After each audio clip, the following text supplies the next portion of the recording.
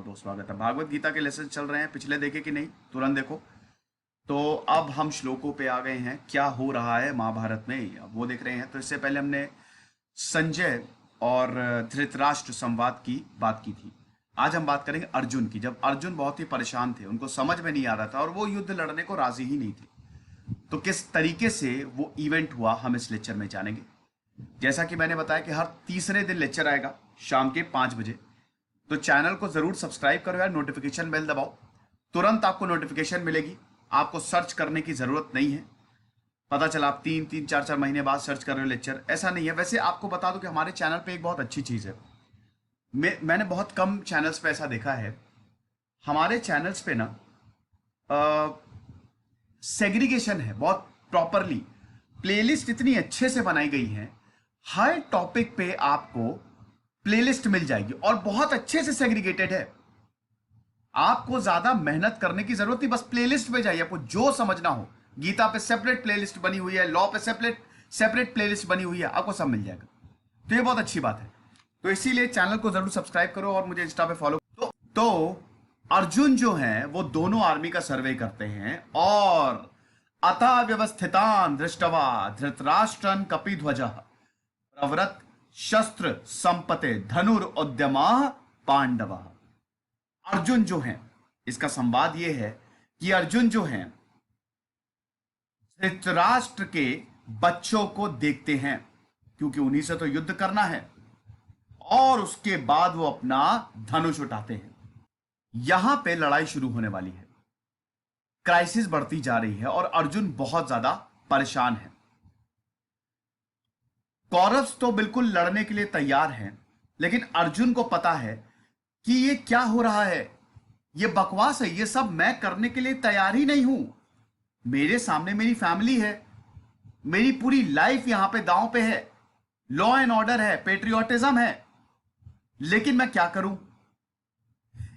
युद्ध लड़ने के लिए मुझे अपने आइडियल्स को पीछे छोड़ना पड़ेगा, लेकिन मैं इसके लिए तैयार नहीं हूं।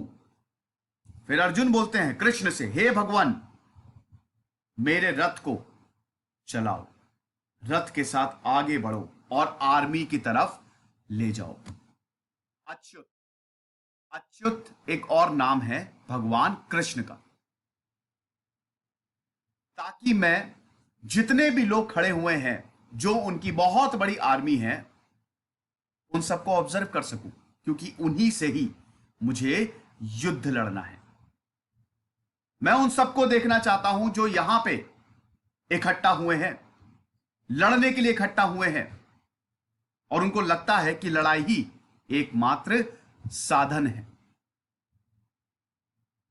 जो धृतराष्ट्र का शैतानी पुत्र दुर्योधन को यहां पे बोल रहे हैं, चाहता है लड़ाई। सारी वॉर्स की प्रिपरेशन रेडी हो गई है दोस्तों।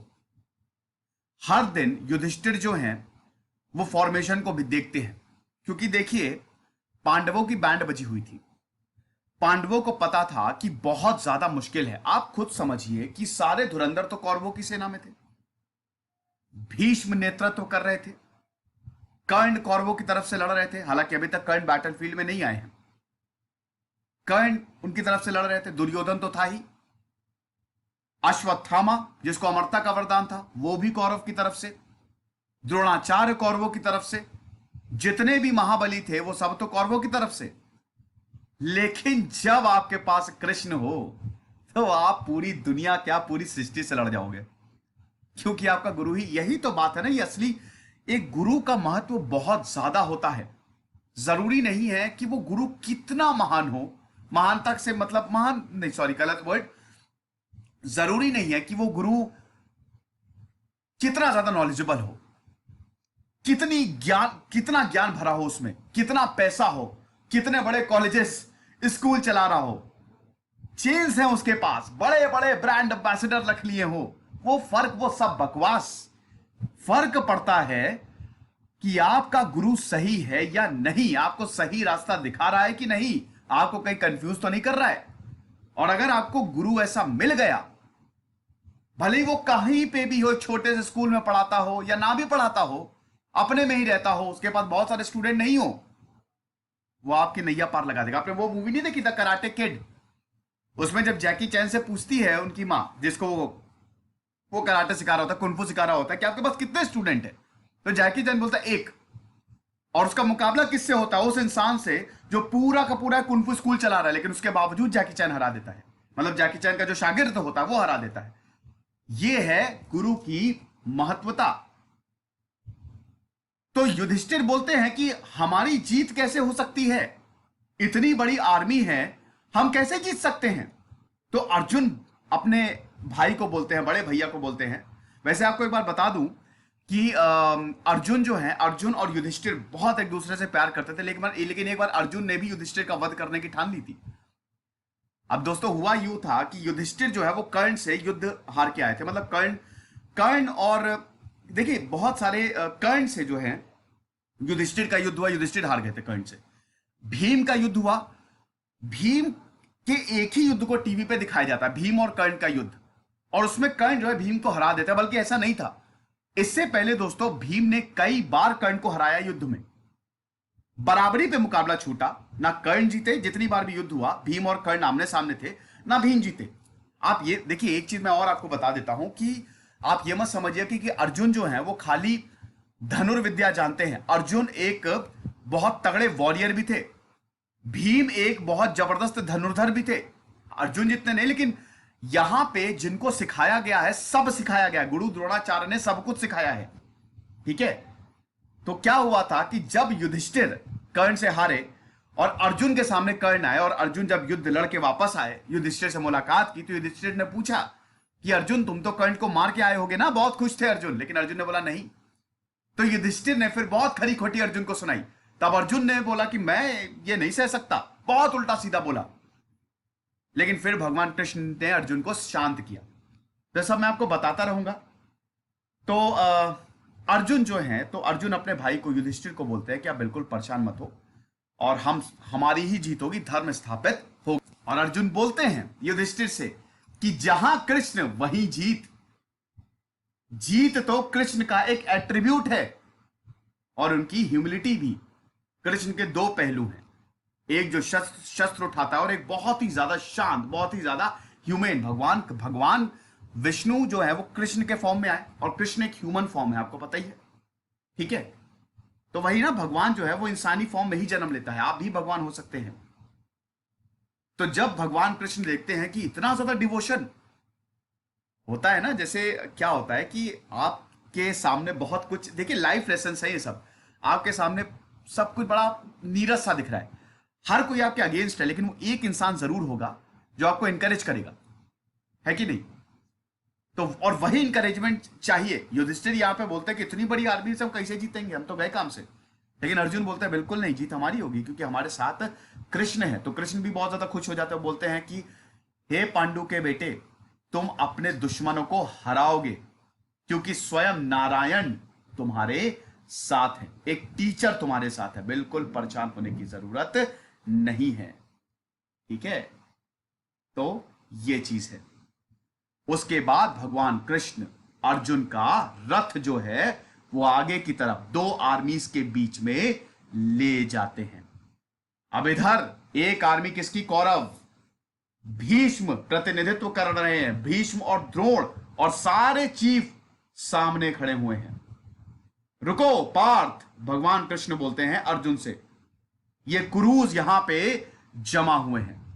वहां पे अर्जुन अब देखते हैं कि उनके पिताजी, उनके दादाजी, उनके टीचर्स, अंकल्स, ब्रदर्स, सन, ग्रैंडसन्स, कंपेनियंस सब साथ में खड़े हैं।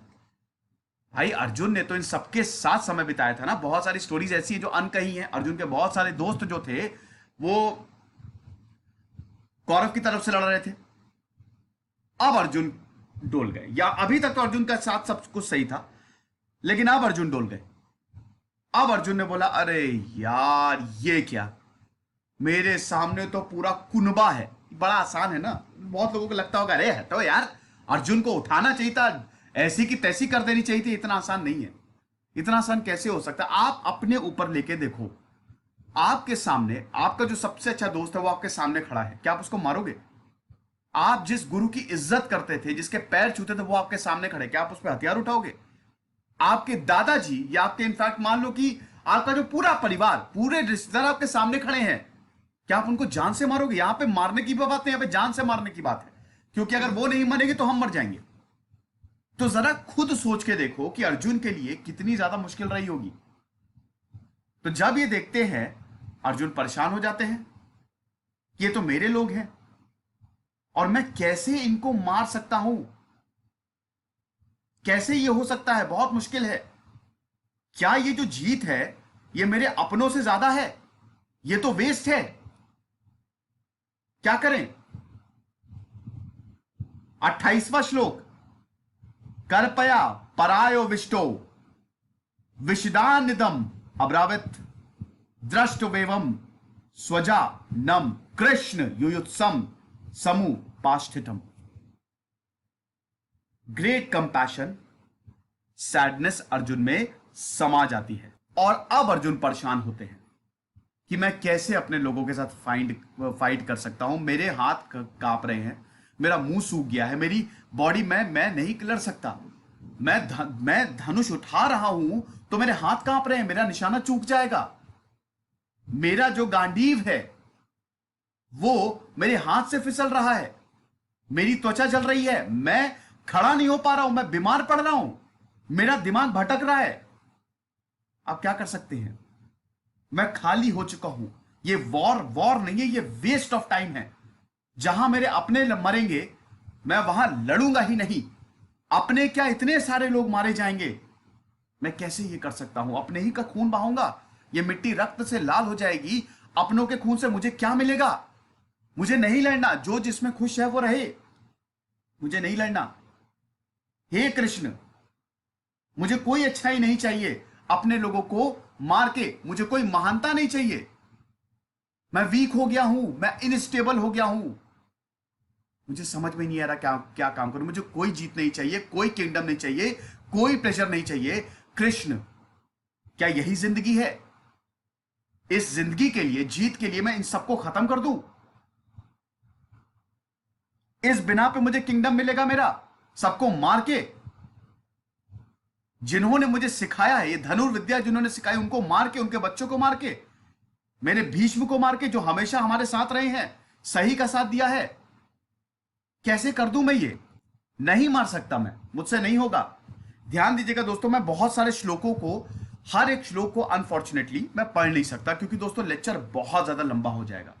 तो मैंने हर एक श्लोक का सार निकाल के मैं आपको बता रहा हूं। आप समझ रहे हैं? जो श्लोक इंपॉर्टेंट है वो मैं आपके सामने पढ़ रहा हूं, ठीक है? तो वही बोलते हैं कि मुझसे नहीं होगा, मुझसे नहीं होगा। I would not consent to kill, भले ही वो मुझे मार दे, मैं नहीं मारूंगा। ओ मधुसूदन कृष्ण, चाहे अपने किंगडम के लिए, चाहे तीनों लोकों के लिए, चाहे धरती के लिए, मैं किसी को नहीं मारने वाला। जो भी प्लेजर होगा मुझे नहीं चाहिए, वो खत्म। अब यहां पे अर्जुन जो हैं, अर्जुन ने अपनी जो मेंटल स्थिति है, जो मानसिक स्थिति है, वो बता दी कि मेरे अंदर इनवर्ड स्ट्रेंथ नहीं है। भले ही हमारे दुश्मन ने ये वॉर शुरू किया है, वो एग्रेसर्स हैं, लेकिन हम उनको नहीं मारेंगे।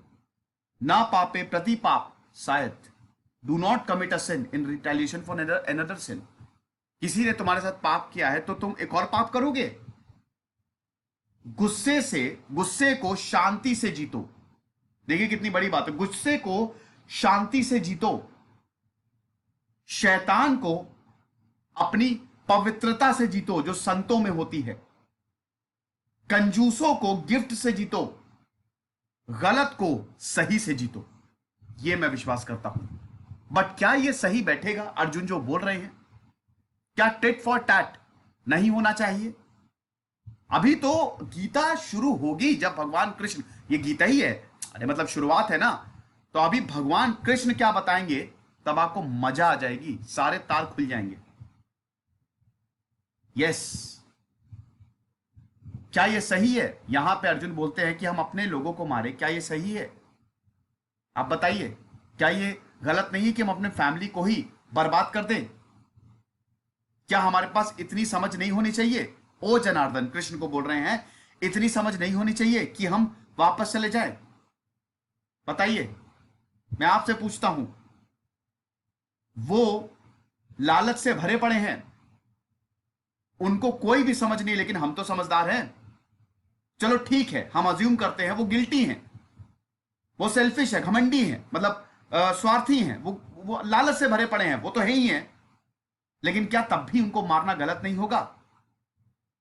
क्या हम उनको अच्छाई से नहीं जीत सकते? अब अर्जुन जो बोलेंगे, अब हम 40वें श्लोक पे आ गए हैं। अर्जुन जो बोलेंगे वो बड़ा इंपॉर्टेंट है। अर्जुन बोलेंगे कि फैमिली, अगर हम अपनी फैमिली को खत्म करते हैं, तो बहुत ध्यान से सुनिएगा, हमारे एंशियंट लॉस खत्म होते हैं, फैमिली के लॉस होते हैं, खत्म हो जाएंगे, क्षत्रिय खत्म होंगे। कहने का मतलब ये है, क्योंकि क्षत्रिय वर्ण के थे ये। और जब लॉ खत्म होगा, पूरी फैमिली जो आने वाली हैं वो लॉलेसनेस, मतलब कोई भी लॉ एंड ऑर्डर को फॉलो नहीं करेंगी। और जब कोई लॉ नहीं होगा, जब लॉलेसनेस प्रिवेल करेगी, तो औरतें करप्ट हो जाएंगी। और जब औरतें करप्ट होंगी, तो कंफ्यूजन ऑफ कास्ट होगा ना। औरतें के करप्ट होने का मतलब है, वो आप समझ रहे हो ना, वो कहीं पे भी जा सकती हैं। यहां पे कास्ट की बात है, तो किसी भी कास्ट के पास जा सकती हैं वो। तो कंफ्यूजन ऑफ कास्ट क्रिएट होगा। वर्ण जो है, it is translated by caste, ठीक है। तो ये चीज है। तो ये जो है कंफ्यूजन की, अगर मैं कुछ भी ऐसा करता हूं तो इससे कंफ्यूजन पैदा होगी। ये सारी जो मैंने बताया है, और ऐसा करके मैं कंफ्यूजन ही क्रिएट करूंगा, और जो ऐसा करता है उसको नरक नसीब होता है। ये बहुत बड़ा पाप है कि अपने ही किंगडम को खत्म कर देना। तो यही मेरे लिए बेटर है कि जो धृतराष्ट्र के बेटे हैं वो मुझे मार दे, मैं उनको रेजिस्ट नहीं करूं, उनको मारूं नहीं। जरूरी है ये हमारे साम्राज्य के लिए।